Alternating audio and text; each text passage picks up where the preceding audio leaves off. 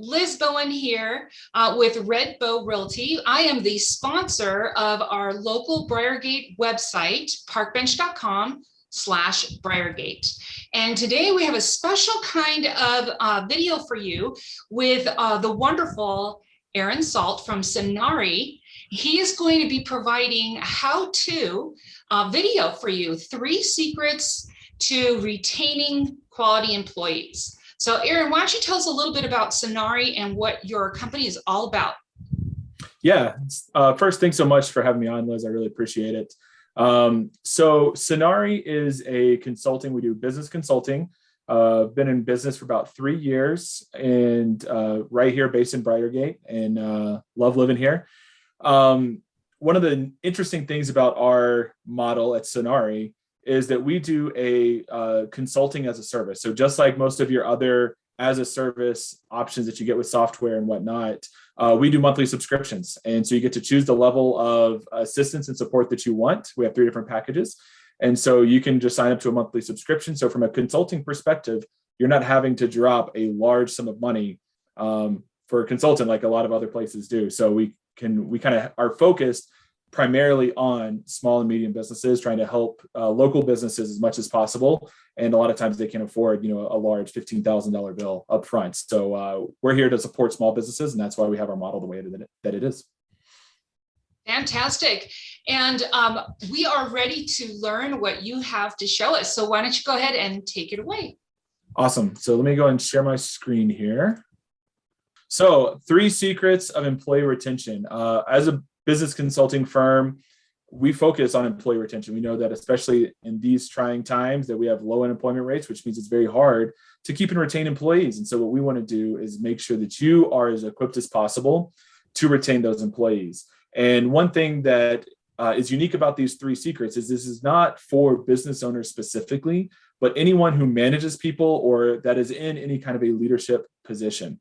And so I just want to throw that out there that if you're not a business owner, you don't have to tune out. There's some stuff in here for you. So overview really quick. We've got 3 secrets. One secret is talking about attracting the right applicants to your organization. The second secret is about onboarding new team members.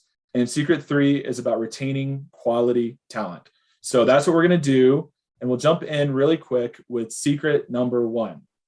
So to preface secret number 1, intrinsic connections last longer than other types of connections to people.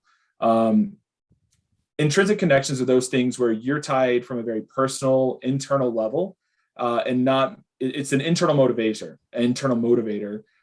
that's providing that. So like money is obviously a great motivator. That's why a lot of people, most people work, right, is to earn an income. But it's not the only reason people work, especially as you're starting to talk to millennials and younger generations.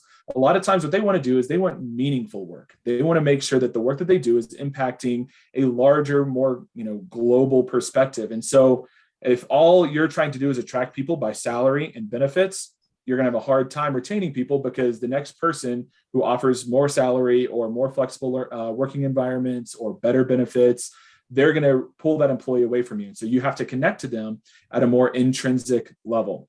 And so what I tell people, the first secret is make sure that your mission is front and center. Having something, so this mission and this vision for a better world will help attract people to your organization. And so if I have an organization, and even if I'm not outright, helping with homeless populations, right? But we donate part of our profits to help homeless and, house homeless and help give them interview clothes and set up, a place for them to live and, halfway houses. If we're pushing that forward, then employees who also care deeply about homeless populations and want to see that, see homelessness eradicated, then they will connect with your organization. They'll stay with you a lot longer because they connect with your organization at a very deep and core and central level. And so you want to make sure that those mission and vision is out there whenever you put out your job openings, because this is where we're trying to attract new employees. And so we want to make sure that we're attracting the right people. And so when we can attract the right people that are tied very internally and intrinsically to your organization, you have a better chance of bringing them on board and keeping them longer term. So secret number one is to make sure that you have your mission and your vision front and center so that you can build intrinsic connections and relationships with employees to help long-term relationships with that. So that's not secret number one. Moving on to secret number two. So a few stats here is that employees, this secret helps employees stay for at least they're 50% more likely to stay at the 3-year mark. So long-term employment here, we're not talking about job hoppers every year, 2 years. Also, this eliminates the most common mistakes that employers make when they're onboarding new employees. And I have seen large organizations with 300 plus employees, dedicated HR departments not do this.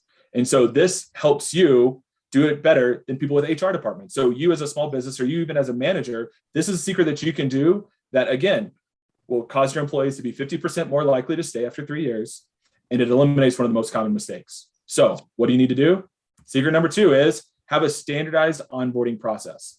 And now this may seem like a no-brainer, but you would be surprised the number of places that don't have standardized onboarding processes. And so your relationship with new team members begins at the very beginning. When they say yes, that they're going to sign up and they're going to come work for you, that's when your relationship starts. You could even argue before that, right? When through the interview process, you've already made an impression on them moving through. And so you want to make sure that you are focused on retention and making sure this employee stays long-term from the very earliest stages. And so when you can onboard in a very strategic way, in a standardized way, you don't miss little things. I've seen employers who did not have computers set up when employees showed up. I've seen people not have email set up when employees show up. These are simple things that show that you're not really welcome. Like, we weren't expecting you. We don't really know what to do with you. And it really puts the new employee and the new team member at a disadvantage. And it's not a good way to start the relationship. And so having a standardized process where you can sort of go through A to Z on how to onboard new employees will help this. And like I said, statistics show when there's a standardized process for onboarding new employees, they are 50% more likely to be employed at that organization 3 years later. So you want to talk about retaining employees? This is the number one tip. So why is that? Why is that, Aaron? Why does it make such a big impact that 3 years later, that's a shining moment for a new employee? I worked at an organization for over 3 years. And I never went through their onboarding process. I never learned. It was an organization that was a franchise system, and they never put me through any formal training on what their methods were, what their processes were, et cetera. And so I'm trying to help support a large organization when I don't even understand the core foundations of why these guys are different than anyone else. I gained some of it, but it was no formal process. Another reason why is because standardized processes show you know what you're doing. And when it's just sort of haphazard and I say, I'm hiring you because you know how to do X job, like insurance brokers, great example. We have a lot of insurance people here in the Springs. And so, you can hop around as a licensed insurance agent, you can hop around to these different places. Well, if I know that you know insurance, that's great. I hire you on and throw you out there. That's no different from anybody else. And so when I can say, here's how we do it, this is the expectation, here's the accountability, here's all of these things, it shows that you know what you're doing, it shows that you're a professional, and it helps with the long-term relationship. And because I believe so strongly in this, I've got a little offer later on. So stick with me just a little bit longer, and you'll be glad that you did. So moving on to secret number 3. Employees want to be respected, and secret 3 helps with that. Also, when somebody has an ownership stake in something, they appreciate it more, they respect it more, and they're more invested in the outcome when they have ownership over something. And so secret number 3 helps retain employees long-term, and it doesn't require a higher salary, and it doesn't require better benefits. This is something that will cost you exactly $0 and will help retain employees over the long term. And it is to trust team members to make decisions. It seems very simple, but if you trust your employees to make decisions, then the decisions they make, they'll be more invested in. They'll be more invested in your company when you trust them with parts of your company. And again, I said this doesn't necessarily require you to be a business owner. any person who is in management position, if you rely on your team members and the people under you to make decisions, number one, they will respect you. They will feel ownership. They will feel like they are partners with your organization, and they will move forward.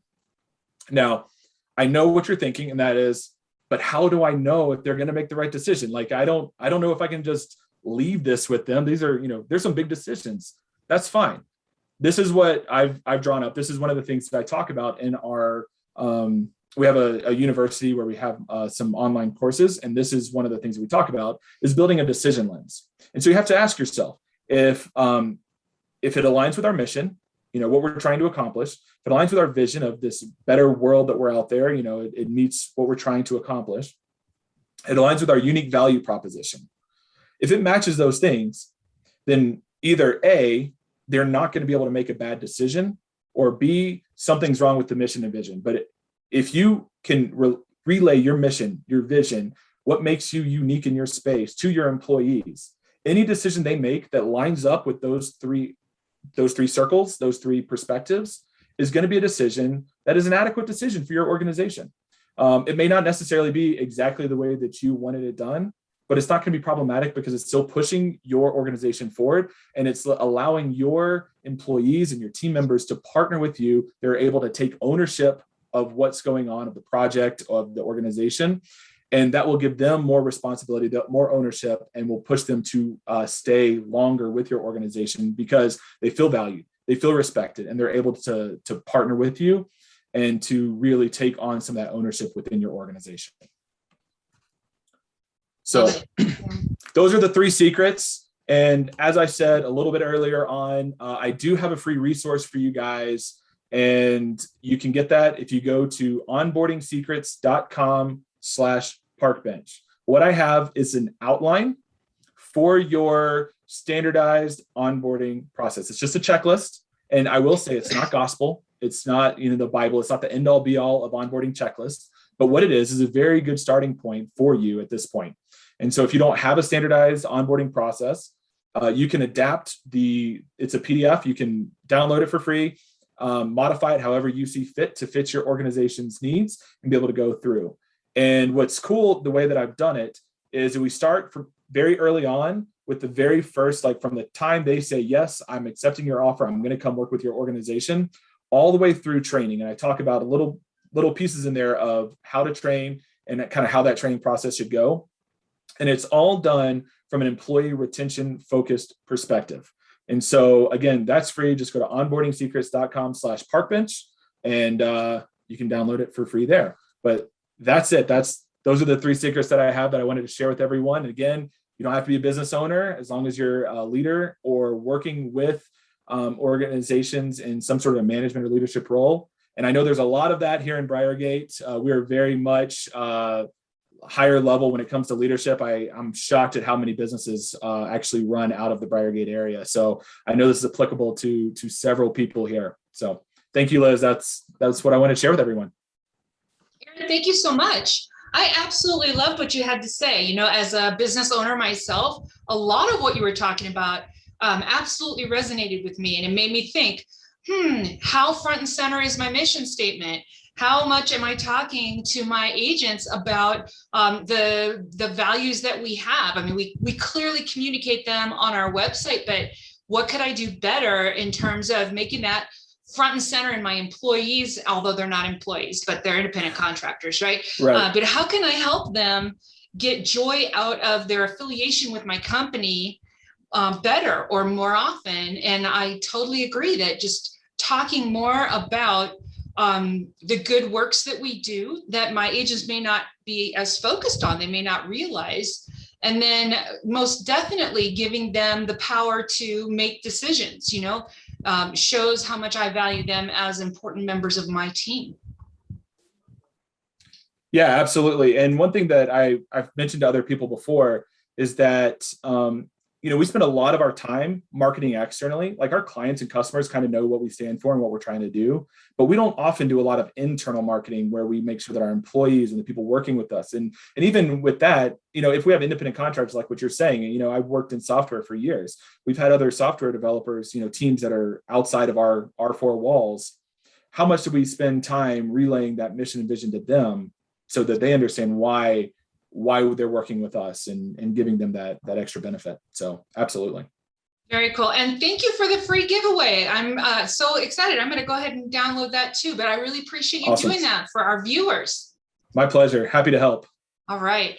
Well, Aaron, I appreciate your time so much. And I hope that everyone has really enjoyed this how-to video and has found one or two really great nuggets, or maybe all three secrets to be something they can implement in their relationships, their professional relationships, or their companies right away.